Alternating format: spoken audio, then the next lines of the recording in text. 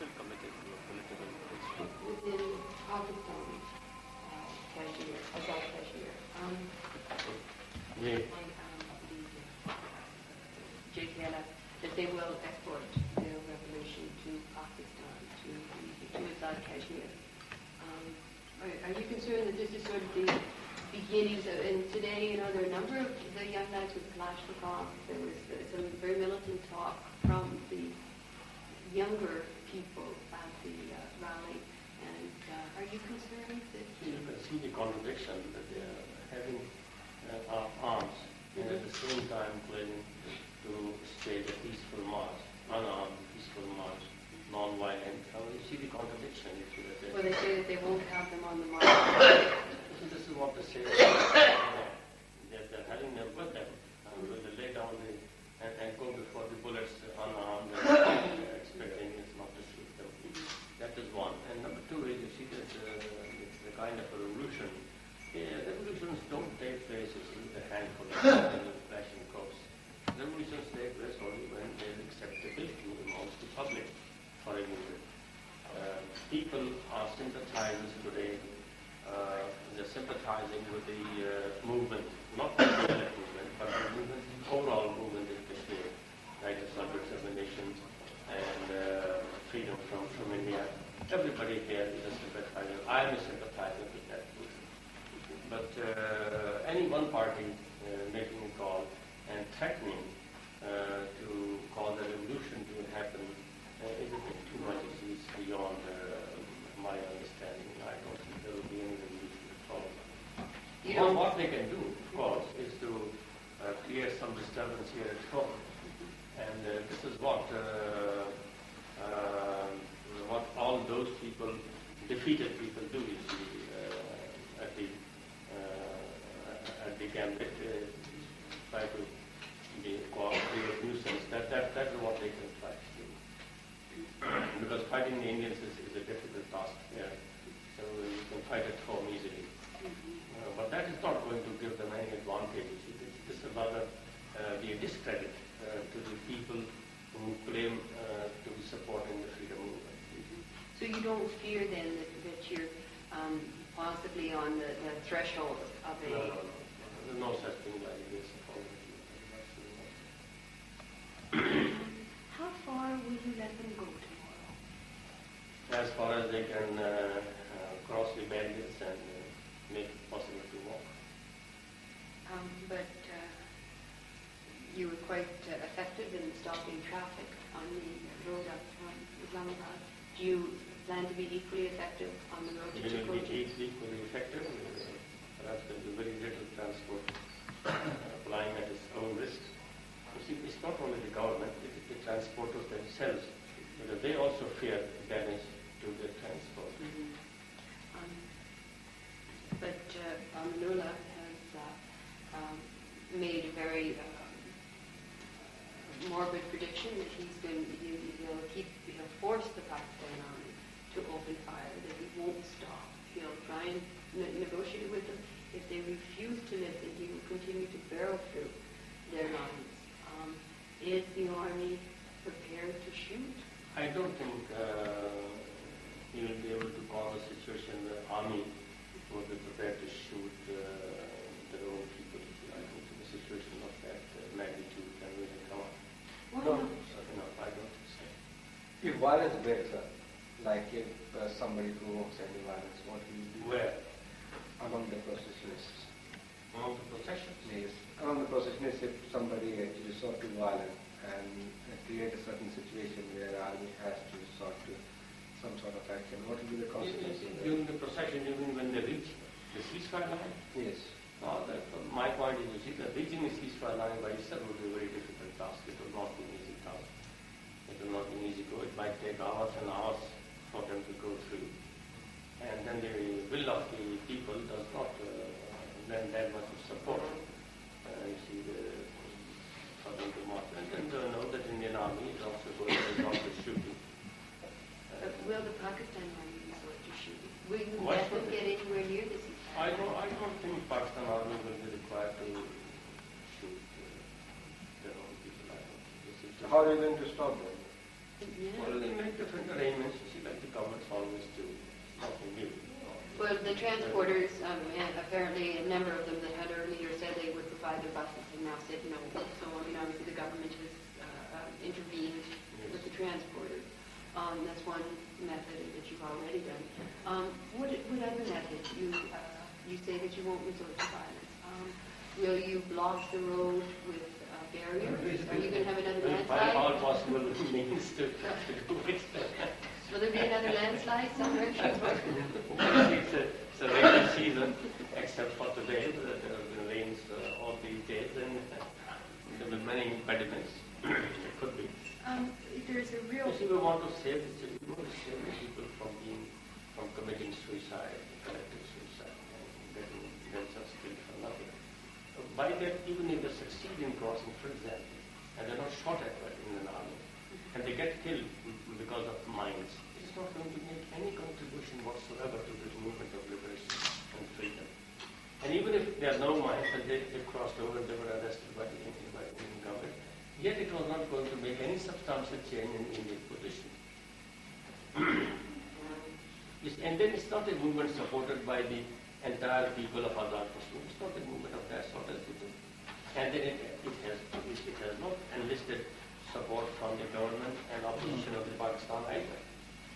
So no single party, large or small, can claim to go and liberate Kashmir that way. So this is what they must realize. But, there certainly is a tremendous war fever in India, and there's even here, there's been certain, people saying to That is why there's a reason that we try to stop them. That maybe this incident can lead to a bigger conflict. And that conflict is not in the interest either of Pakistan or of India, and even the movement. But why do you think that it has, certainly talking with different people, they say that in India, people who have come from India, journalists, that there's a real hysteria in India right now, that this attempted crossing is an attempt by Pakistan to force India into some kind of a conflict. Why do you think India's reacting so strongly? You see, either there are many elements. There's an element of disinformation. There's an element of lack of information. Because of the atmosphere is charges, suspicion, and mistrust and doubts. And that it is advantageous to India to convince the Western world that Pakistan is doing this. Whereas the Western world, if they have an iota of common sense on them, they must know that Pakistan cannot afford to do this. If Pakistan was to do it, I would have been in it myself first. And hundreds and thousands of people would have marched across the ceasefire line. It would not be one single party going and marching. All these things are sufficient to convince any just and rational being to understand the Pakistan. On the other hand, Pakistan government is putting itself into a wrong position, that it is defending the ceasefire line for the fourth time now. The fourth attempt, which is being stopped by the government of Pakistan. And Pakistan cannot undertake all the time to keep stopping these crossings. It's a very difficult position that the Pakistan government is in. But this is what I'm saying. This is certainly not the first time. I mean, there was the 1990 incident when... No. I launched the first crossing in 1952. There's a crossing in 58. There's a crossing in 90. And this is the fourth attempt. But wasn't there an attempt to cross, subsequent attempts even since 1990 to cross the ceasefire? No, not since then. Not since then? No, there's one after that. And you've made a decision how far, people say Chinari, that you're not going to get as far as Chinari. We will try to stop them as near as possible. To Muzaffarabad or is to the... Muzaffarabad. You want to keep them... Nearer to Muzaffarabad. Than Chinari. There's no specific point where we've drawn any deadline, but we try to stop them as... But if you're going to have a landslide, would you have a landslide near Chinari or would you have it near to I don't know, it's for Muzaffarabad? the engineers to plan. Are you surprised at there were certainly a number of people out today at this rally, I would say... I hope you know that they did not all belong to JKLS. But if they do potential for trouble is very great. Are you prepared to forcibly push them back? Are you prepared to actually forcibly keep them away from this? We will act according to the demand of the situation. For example, they were supposed to leave today. They have not left. But there's a shift in the second thoughts. So there's a whole night in between, long day tomorrow. Many things can happen in the meantime. We try to explain to them that what they have achieved so far is more than sufficient, and they cannot add anything to it. They can lose something, but not add anything to it. For example, President, Prime Minister, the Governor of Pakistan, the opposition, myself, the opposition here, everybody has sympathized with them and have asked them to exercise restraint and not to cross the deadline. And if they still do it, well, they will be losing sympathies of all these people, and they left alone is a very small fraction in the whole show, and they cannot undertake or assign to themselves the responsibility of dictating terms to India and to Pakistan and to Kashmiris and to everybody, and then get through with it. It's quite illogical. Of course, they have a difficulty that they made a call, and it's not possible for them to withdraw. And we're not even asking them to withdraw from it. But they must also appreciate the situation that's prevailing. And if there's not going to be any substantial gain out of it, then what is it that they're going to face? But are you anticipating a violent situation? And I say that because this evening, or earlier today, I was talking to a young lad, and he had a Kalashnikov. And he said, we're waiting for them to start it, and we'll finish it. Meaning Pakistan Army. Now, if you have people... You can't use weapons with your own people. It's not possible. People here, they're also living people. And the vast majority of the people here is not supporting this militant movement. So how can they conquer Azad Kashmir first and then conquer Pakistan, then conquer India? They have that capability. But talking loose is a different matter. But there's a if I wanted, I could have stopped them without using the administration. I could have asked my own partymen to go and stop them, and they would have stopped. But we don't done that. So it doesn't impose that amount of some nuisance, some trouble. Of course, they can set some installation on fire or some transport on fire. This mischief which has been going on in Pakistan and India for a long time, that sort of thing. But then we get them to task and make them pay for it. So you really aren't anticipating any serious... Not very serious. I hope that nothing serious which happens. But the possibilities are there. As I told you, some incident took place in Kochi yesterday. And they burned down the government guest house, didn't they? The government guest house is setting on fire. And like that, something could happen. And this shows that the people who do this, they're not interested in the liberation of Kashmir. They're interested in creating mischief here at home. And this might be an element which is planted by India. It's not all the KLF which is in it, my view.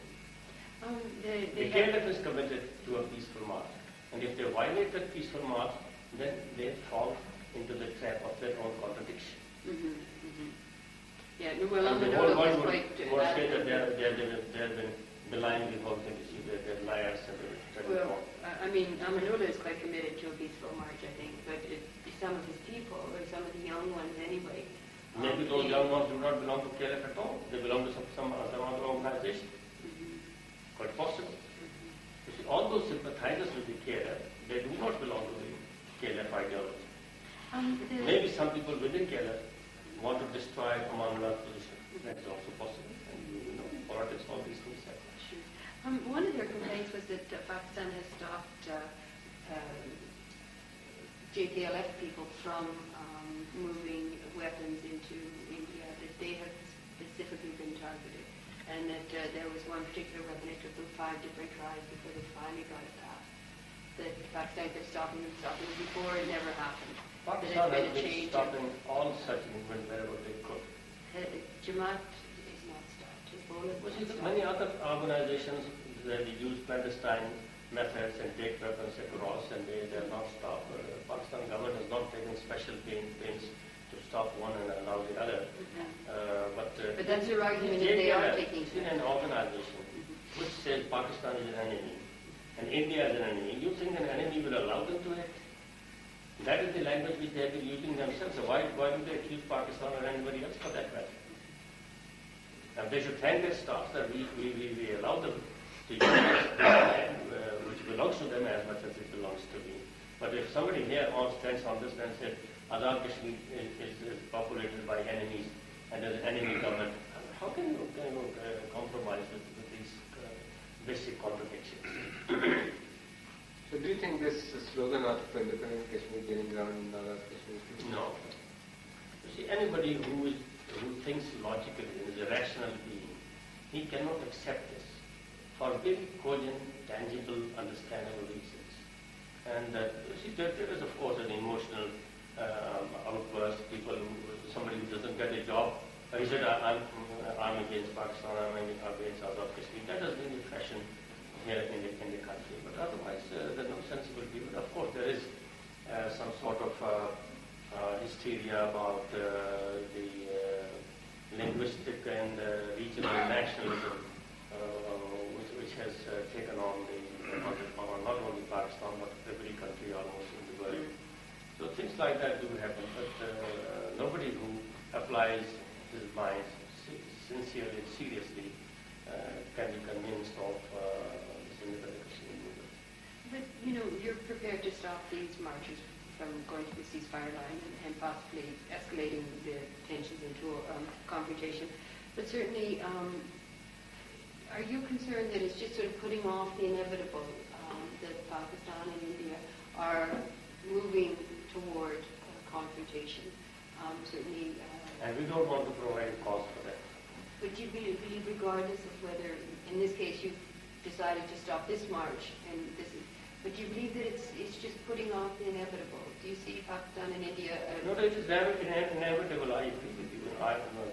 I've said it in so many words that Pakistan cannot undertake to stop this activity for all times to come. And it cannot make the ceasefire line or the control line a permanent border. Someday will come when the government of Pakistan must also, by itself, undertake to tell the world that she is no more in a position to stop the Kashmiris on both sides of the ceasefire line and let them do whatever they like. And why is that time not now? Well, it all depends on the assistance. Today we have support in Pakistan, we have support outside. The whole world has focused its attention on the Kashmir issue, whether they admit it or not, but there is a lot of attention focused on Kashmir. India has gone to the Security Council indirectly though, but it amounts to the same. So all these things put together, instead of capitalizing out of these positions and strengthening them further, a movement like this, if not stopped, can jeopardize the whole position, the whole situation which we have created, a favorable situation. Do you think Shahryar's announcement I know the Foreign Office keeps saying it's misquoted, but frankly, they've never denied what he said. What exactly are the references? The Foreign Secretary's comments about Pakistan being in a position to make a nuclear weapon. The timing of that, those comments. Do you think that they are in any way linked to this February 11th? No. You don't think that it was a sort of sent as a The signal? whole situation is escalating in such a manner that various incidents which are taking place entirely on their own seem to be linked up, whereas they must be independent from each other. But you see the whole situation escalating? It is escalating, yes, of course. Where is it going? I was saying this to you, you remember? Yeah. Last talk with you. Yeah. The situation is escalating. We cannot determine its speed, but it is escalating, yes.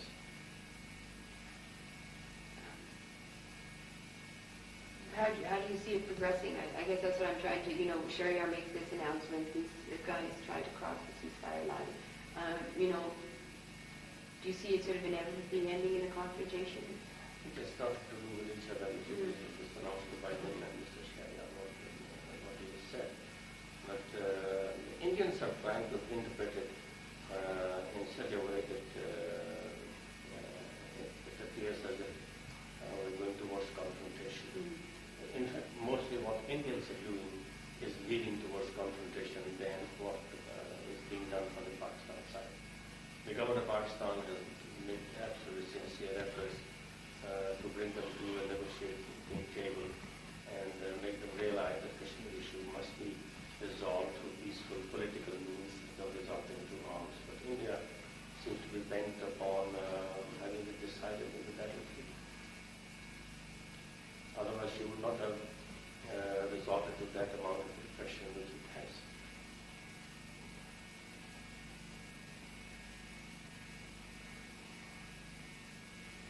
Just one thing I hate to keep harping on is that, in terms of how far you're prepared to go to stop the marches, you say you won't use, you're not going to open fire on your own people.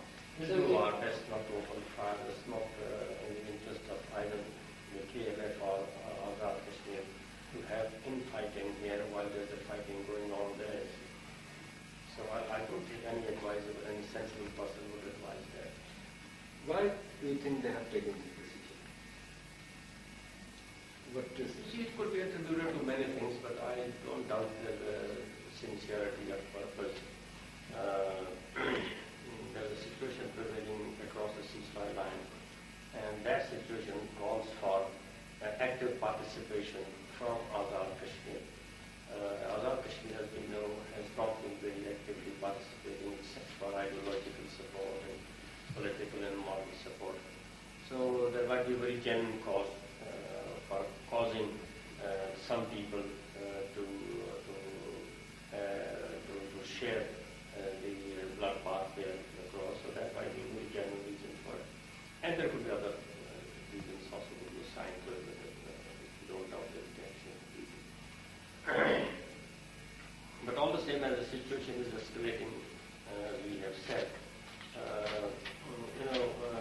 very small incidents can lead to very bigger accidents or big serious. So when I started attempted at crossing in 1952, that was perhaps more difficult time than the present one. It was totally not conducive to any movement, and people thought it was criminal to think of crossing the ceasefire line. But when I did it, I did not stop at that. I was arrested, put behind bars for 18 months. Is the Ahmed just sort of following in your footsteps? Well, I think it's the same thing. You see, basically, principle, it is the same thing.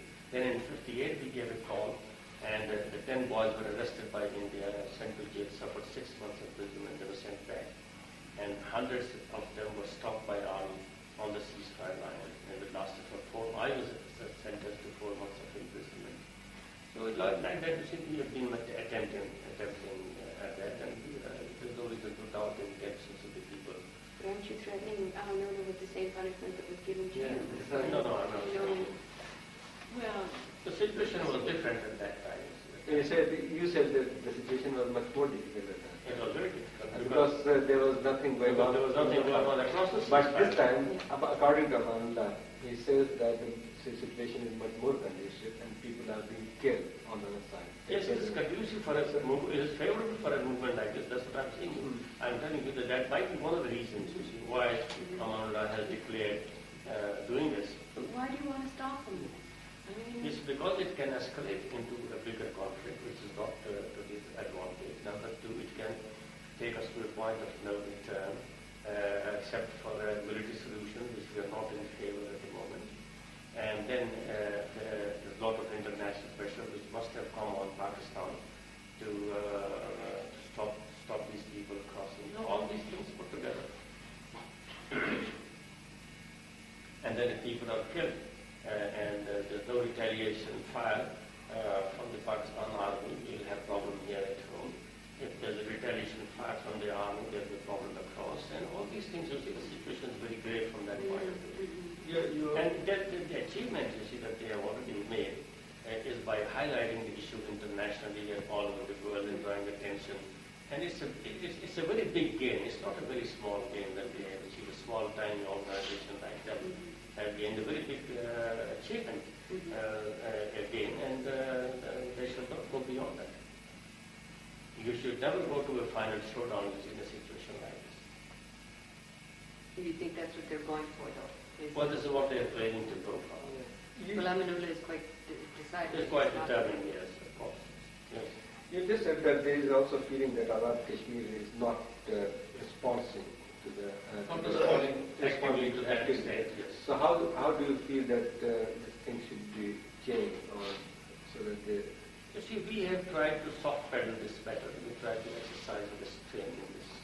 Whether it is wrong or right, I don't know. Only history will tell.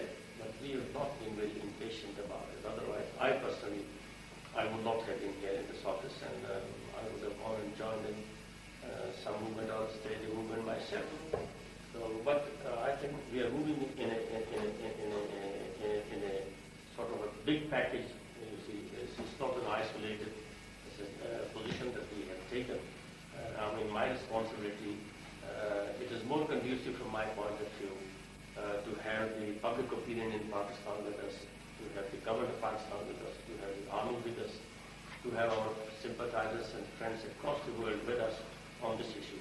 I cannot take an action in isolation. If I had done that, perhaps it would have been misinterpreted all over the world. So that is why we have deliberately exercised restraint. Otherwise, Azad Kashmir is a martial area, basically, and there's no doubt of the martial people who have had training and who retired from the army. There are thousands of them here in Azad Kashmir. It would not have been difficult at all. And this is one of the points that you remember, which I have been warning against, that it could increase the involvement and it would spread to Azad Kashmir. And once it did that, it will certainly take on Punjab and frontier immediately, and then Afghanistan, and it could spread to a wider area. Do you see that happening? Well, this movement of Amanullah Khan has stirred up the feelings of that time. At the moment. That is a positive contribution, you think? I think they made a contribution.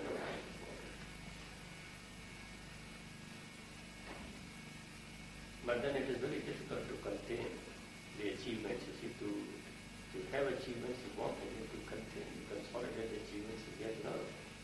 In the army, we know that you can go and capture a position by using all sorts of methods, but then it takes you a different strategy to consolidate your position on that position.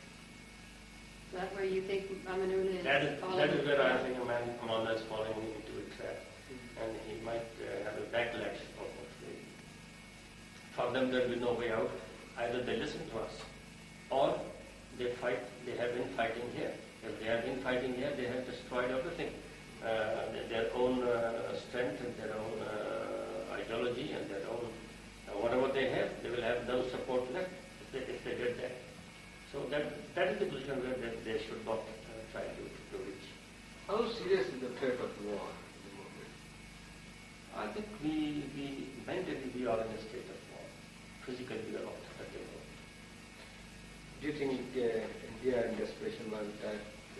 India with a weak government at the center can go to any extent. At least they can go to a limited military action in Azad Kashmir, if not beyond that. Try to begin it as a limited Yes, action. that's right.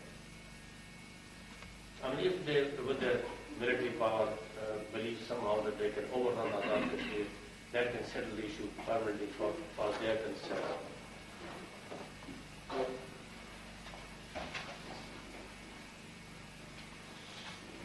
The way things are interpreted at the international level and by India, if they are not deliberate, then they are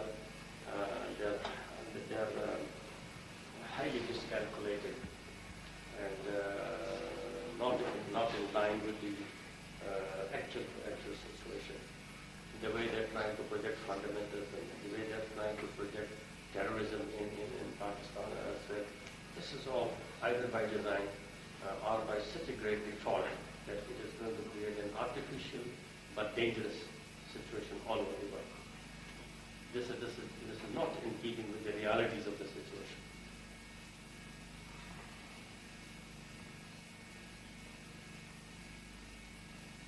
Why is it that while most other areas, there seems to be, a bridging of differences in West Europe, West Germany, there seems to be a bridging of differences. Yeah, it is widening because seems to be widening, widening. yes. Why is that? Is that Can you blame There's it something solely on wrong with Kashmir? Or? something wrong with the basic thinking. I think that we were trying to hide something, everybody, and trying to project something else, and we are falling into the trap of contradictions. Some wise people should sit together. I suggested to the Indian journalists who visited us in Islamabad that some intellectuals, let us go into an intellectual exercise, non-partisan, sit together and see what actually the issue is. And where it's going to, I think the chairman of the UGC is scheduled to have a meeting of the intellectuals, foreign and Pakistani together, on the 18th, trying to go into an exercise, purely intellectual exercise, without any bias, political or non-political, and see whether we can make a contribution in this. This is a very dangerous position where we come to. I mean, I come across, I hear things, I listen to things, I read things which are absolutely irrelevant, and they seem to have been imported from somewhere, I don't know for what purpose. And that is, it is on the basis of that information that we are trying to take decisions. Now, those decisions, if they are implemented, they will land the world into a totally disastrous but artificial position. There has been a change in Pakistan's policy, one policy, and some people predict that there is also some sort of indication that they will also try to soften the position of Kashmir. Who will soften the position of Kashmir? Pakistan. Pakistan government? Yes. So, situation, why Pakistan policy has softened, not changed, or there's some indication of that sort, is totally different. See, the causes and reasons are totally different to what the reasons are. Here, the government of Pakistan just cannot go beyond what she has already gone. This is also, I think, has been very difficult for the government of Pakistan to achieve. And if Nawaz Sharif was not the president, the prime minister of the country, I think Pakistan would have faced a very, very difficult position on Kashmir. Very difficult position. So there could be no softening the attitude. On the other hand, I expect that they have to do much different.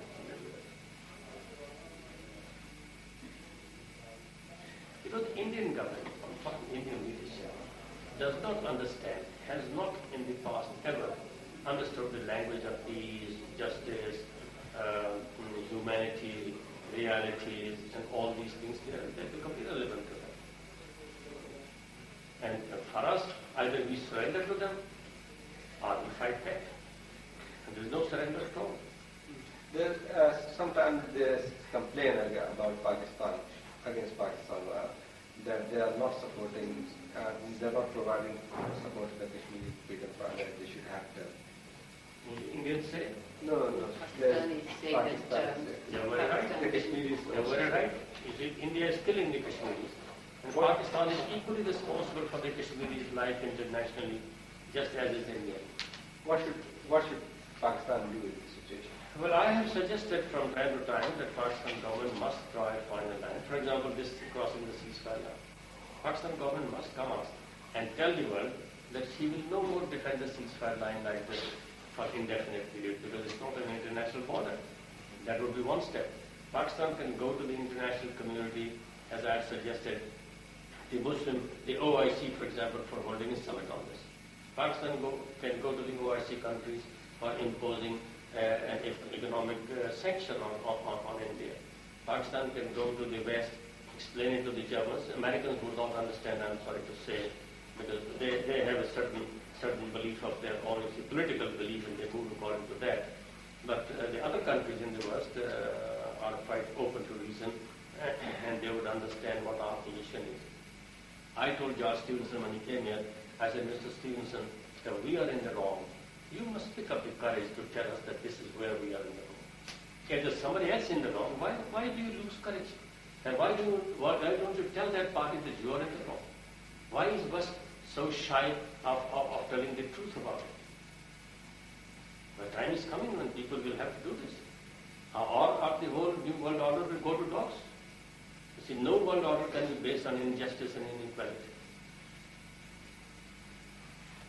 How long is America going to push the world to the wall?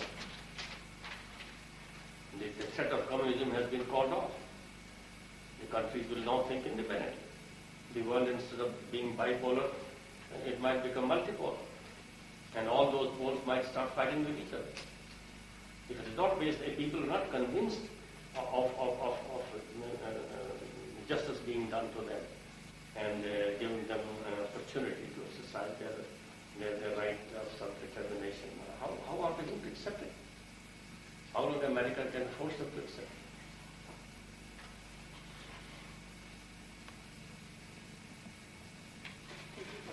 Really, and I'm very sorry that we barged in like this. No, no, no, Really, I no, appreciate most very of them, much that we you had took the nothing time. else.